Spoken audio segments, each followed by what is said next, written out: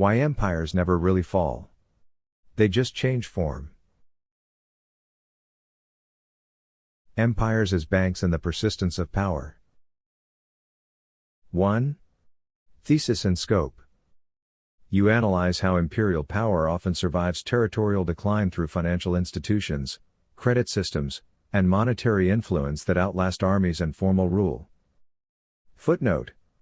This section states that finance provides a durable continuation path for authority after military retrenchment. 2. Concepts and definitions.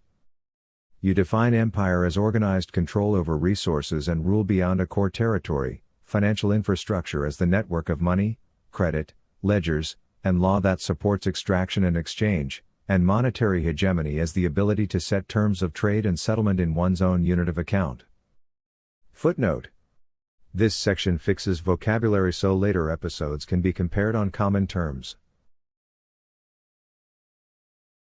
3. Ancient administrative finance.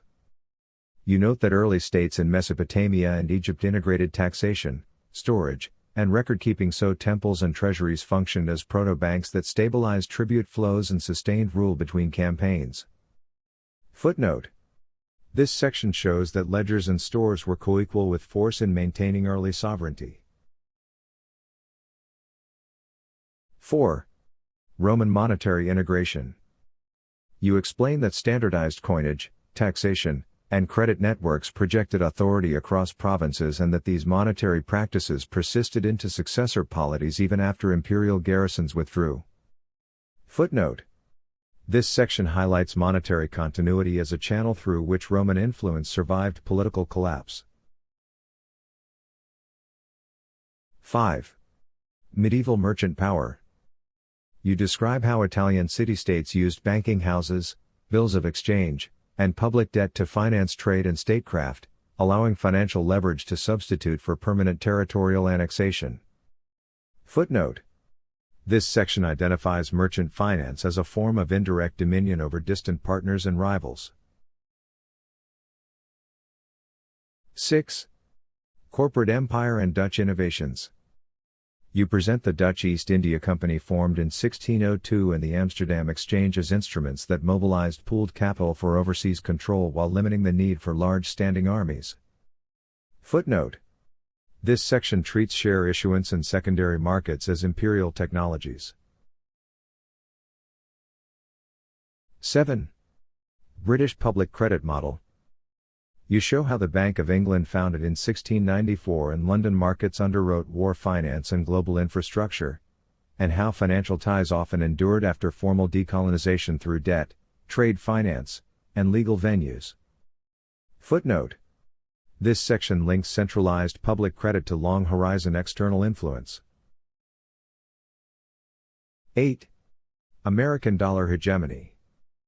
You assess the post-war system in which the dollar became the reserve currency and institutions headquartered in the United States structured lending and adjustment programs that shaped policy in borrowing states. Footnote. This section explains how unit of account dominance converts into regulatory and contractual reach. 9. Post-imperial continuity across cases. You observe that after territorial retreat in Spain, the Ottoman sphere, and the Soviet sphere, financial actors and banks reconstituted influence through credit, ownership stakes, and trade intermediation. Footnote. This section generalizes that financial structures adapt faster than political borders. 10.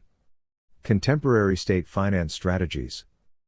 You analyze modern lending and infrastructure programs that rely on state-aligned banks and long-dated credits to secure access and policy concessions without permanent garrisons. Footnote. This section characterizes current great power competition as balance sheet competition. 11. Mechanisms of control through finance. You identify interest rate terms, currency denomination choices, collateral and step-in rights, conditionality on reforms, and forum selection in contracts as tools that channel decisions inside debtor states. Footnote.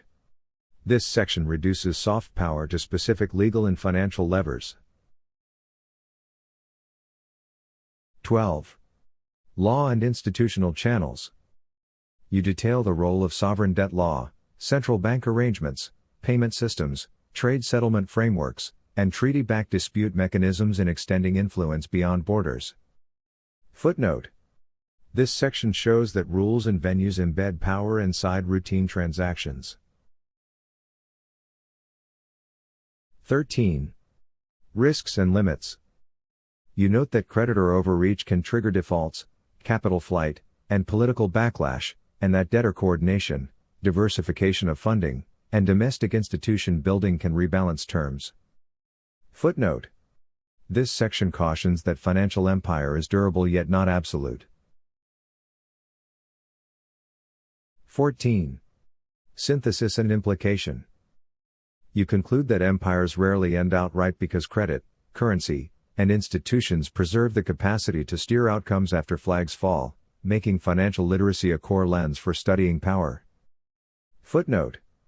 This section restates the central claim that monetary and legal systems carry empire forward in quieter form.